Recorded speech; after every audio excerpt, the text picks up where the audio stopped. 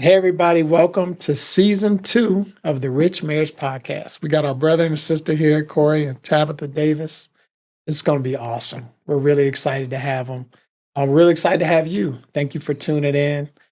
Please subscribe, to the episodes, and we'll release new content periodically. But, of course, I want to introduce my wife, Jennifer Hall, of 19 years. We just celebrated. Thank God.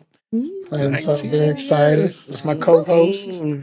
It's a blessing. It truly is an honor and a blessing to be married to her. I'm really grateful. So when you find that somebody, God puts that special somebody in your life, it's very meaningful. I don't take it for granted. So we're celebrating. Yeah. But without further ado, we want to get to our lovely couple here. Awesome. I'll give Jennifer the honor of introducing and also answering the first questions. Yes. Well, we're going to let y'all introduce yourself. Yeah. Man, we're just so grateful that y'all are here with us today. So grateful that y'all are tuning in. And we're excited just to dive in and hear your story. So we're excited to be here. Well, we appreciate y'all inviting us. Thank y'all for having us. And thank y'all for watching, and our intent is to help you get a rich marriage. This is the Rich Marriage Podcast. Yes. So yeah, just a little bit about myself. I'm Corey Davis, and my wife is Tabitha Davis. We've been married for 25 years, and I'll tell you that we also have 5 kids. I'll say kids, but they're all grown, self-sufficient. The youngest is 16, oldest is 25. So they're pretty much adults at this point. Been following God as I was just say the first point is like putting God in your marriage first really makes a big difference. And I'll let Tabitha kind of share as well. Yes, and even though they are adult children, that's like another entry for parenthood, right? Not quite on their own, but still you're So that's a whole new ball game, but it's a blessing to be able to see them walk out their adulthood and still having a 16-year-old in the house. So that's kind of fun. Yes, indeed. Yes, indeed. So tell us, how did y'all meet? 25 years ago. Let's celebrate that, first of all. Yes. 25 years. That's a major milestone. Listen, that's a major milestone. That's amazing. But take us back a little bit. How did y'all meet? Yeah, so I think I'll echo that point, major milestone, because, normally today, that's not normal, but we want it to be normal. We want it to be rich, to get that rich marriage, so that way your marriage will be blessed. And so when we met in Hampton, Virginia. I was in the Navy. I served 8 years in the Navy. Her dad was in the Army, so I brought her over to Virginia. But it was at a concert, actually. And that he did not attend. Yeah, I didn't attend the concert. I was actually, I guess I was like out there looking and searching. Right? Waiting for her to walk out, right? But yeah, I was riding I remember I was riding in a vehicle with one of my friends. He was in the Navy as well. And they were in the drive-thru at Wendy's. The only thing in the 90s that was open. Oh, there we go. It was a captive audience, right? I mean, you're in the drive-thru, you got cars in front of you, you can't go anywhere. So I'm like, man, as well, let's go ahead and talk about it. So yeah, we met there, and of course, she gave me the runaround a lot. Didn't really. I think one time I tried to go visit her on the Army base, and I was like, it took me like I was driving around for 45 minutes or something. I don't know, whatever. When he tells me he didn't go to the concert and show up to where everyone's at, that's a little, let me check that out, So let's see how serious, let's see how serious this guy is. Yeah. So yeah, it was like I said, and then from there, that's, it's, I guess it's history at that point, but you never know when you meet someone, right? I never thought I was going to meet someone in the parking lot or drive through Wendy's. And it was good though. It was good, and we been together ever since. I guess that was back in 1997-ish, I think. 95. 95. I was in the Navy. So 96. So yeah. 96. Mm-hmm. So I graduated in 97. So I was in high school. Okay. I was in high school still, and he was already serving. So it was my I was just got into the Navy, so I think I was probably about 18 or so. Yeah. Wow. Wow. Yeah. What I would say, he continuously pursued me. Mm. So that runaround, I was at that age and thinking like, hey, searching for a long time relationship versus here and there and being just another girl. I've been there, done that, gotten my heart broken plenty of times. And I was just like, you know what? Let me see how hard this guy's going to pursue me. Well, she didn't know, God purposely designed me to be like a recruiter for the Navy, sales. Set up. So it was all set up. I mean, that was before, like, I didn't have all those skills just yet, but I think they were already in me. So, and we were friends first, like getting to know each other. So we didn't jump off. Exactly. And I didn't know how to handle someone who wasn't in the high school realm versus, like, how do you work with that? So I felt awkward. Yeah. With me being awkward, he's still pursuing. I was like, okay, keep it up, Love it. I love it. I love that you say y'all built a friendship. First. We, oftentimes share that foundation of friendship is crucial. It's right? crucial. So, Yeah. And let me point something out to everyone watching. What they said was so critical. The pursuit, the continuous pursuit. And even after 25 years, you're pursuing your wife. And you always have to be in that pursuit to have a healthy relationship. I think that's so critical. Yeah, that's great. I'm glad you brought up that point too, because sometimes you can get so caught up in the mundane, everyday, occasional things that happens, dealing with the kids, dealing with the just different things that happen in life in general, and you just kind of break up. You kind of go separate ways. I remember seeing a report when people, when the kids leave the house, a lot of times the marriage separates because they have nothing to live for. Yeah. I think to your point is more of like you stop pursuing each other. Right. So, absolutely. So yeah. And look, the good thing about it is even if you're watching this and you might be saying, well, that's kind of like what I feel right now, just know you always can stop where you're at, turn around and start. Start today. So, Yeah, there you go. That. Yeah. Love that. Yeah. It's so easy to get stuck.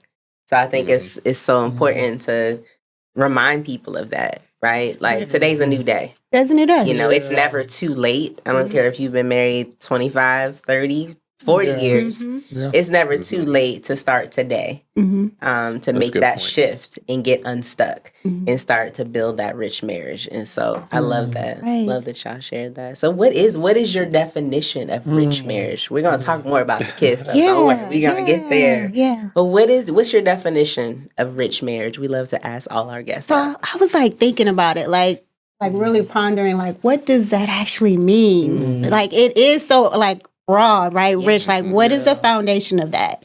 And I know for our relationship is keeping God centered, first and foremost. We don't have God. We are just blowing in the wind. We're here, there, whatever is popular, whatever, that's not even sustainable to like hold on to. So keeping God first and foremost. And then like the second thing is having the tools, right? Along the way. Just not just a ring on the finger, but your health, mentally, physically, those are rich things that money can't buy you into. So health-wise, and then just the tools that you're needed throughout your marriage, whatever season that you're in. I think that's just, it's rich. Yeah. So good. Yeah, and I like even the seasons is understanding what seasons you're in and understanding when to lean in even more.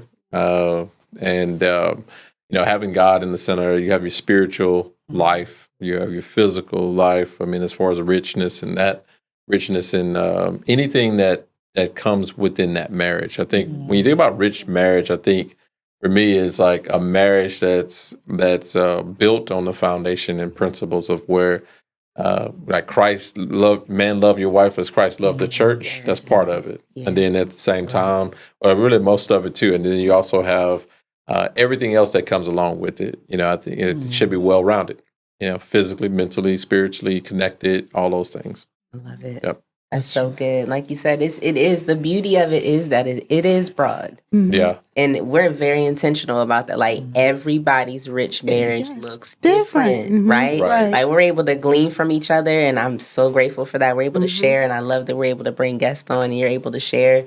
But the important part next to Christ first, the Christ-centeredness is finding your definition. Yes, your definition right? is important. Because your rich marriage is not going to look like everybody. Right. I can't hang on to what y'all rich marriage is. It might not work for us. It doesn't fit in that season. Yeah, I can't say like you can't learn from someone else's marriage and the things that make their their marriage rich. Yes. But sometimes it doesn't work in that season. Yes. Right. And so you have to be able to have communication and know your spouse. Yes.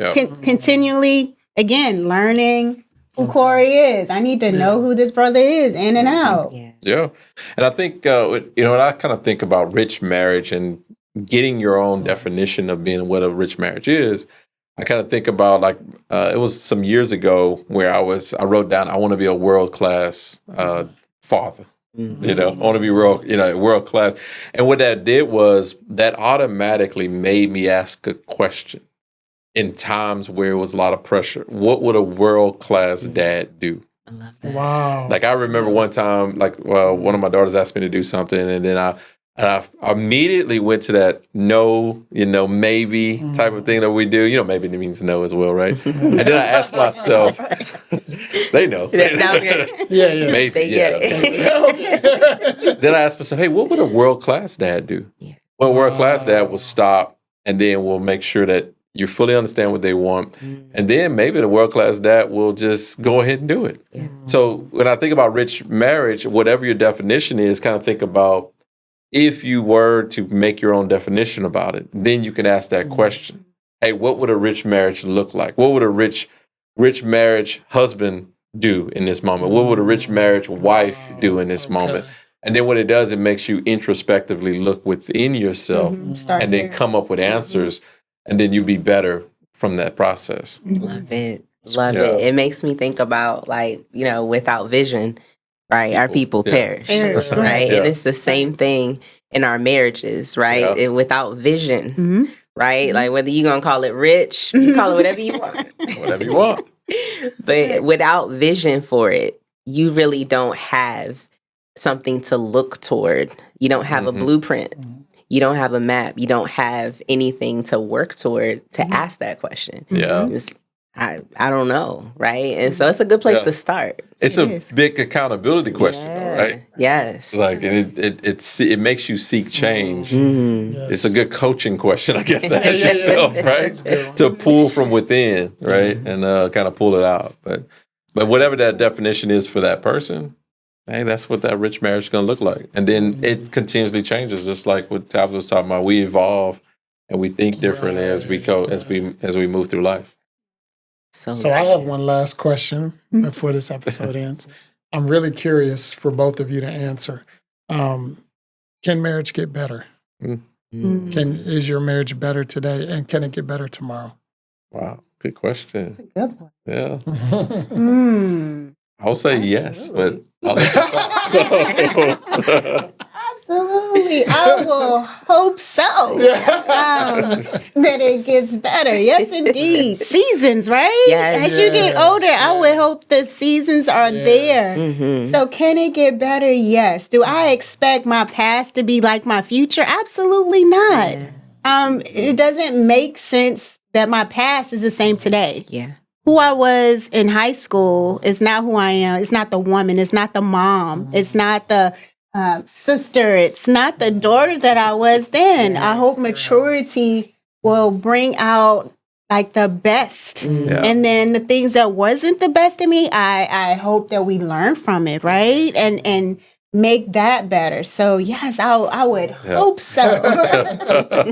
You have to. I mean, I think, in order for it to last, it has to be better. Yeah. It has to be better. And I think I go back to the kind of living with this positive intent. And I think it was Norman Vincent Peale wrote the book, The Power of Positive Thinking. And he talked about faith and kind of really looking forward to things. And what I really liked about that is he puts you in the mindset of believing that today is going to be the best day possible. And what about if we would say, hey, I'm believing today that my marriage is going to be better than it was yesterday, and it's getting better and better every single day. And if you embody that principle and you embody that talk, it's no different from even the last thing I was talking about. Then you start living up to those things to make it better, pursuing a better marriage, pursuing a better relationship. And even if for me, there's times in my life where I responded to her in a way I shouldn't have, or even the kids. And then I started thinking to myself that the reason why I was responding that way and the reason why I wasn't getting better in that moment is because guess what? I wasn't getting closer to God. And I was my relationship with God wasn't getting better. And that's an indication for me to like go back and pursue God first, because then that way now I can get my marriage aligned to that, because it's a way to be. My misalignment here causes misalignment there. Oh, that's so good. Misalignment with God causes misalignment with my marriage, and it's like for me it's like a picture, and that's a reflective mirror for me. And that's the way to get it better. If you don't see how to get it better first there with God, and then it will get better inside your relationship. So good. Power of potential in your marriage. It is there. Just like when you were dating, power of potential. When I met him, the potential was there. Yes. And we pursued it. And that's a powerful thing. So hope in the middle of that is just. Wow. Wow. Yeah, this is phenomenal. Guess what? There's part 2 coming. So this ain't it. I know y'all want to tune in after this. You don't want to miss it. Any final words? Yeah, just so good. Like I said, come back for part 2. And this was rich in itself. Yes. We got more coming. We're going to segue into rich parenting, as we touched on a little bit already. We're going to transition into that. So Where's come the box back. of tissues? Come back for part 2. Thank y'all so much again. Thank you for having us. Thank you. God bless everybody. Thank you again for watching.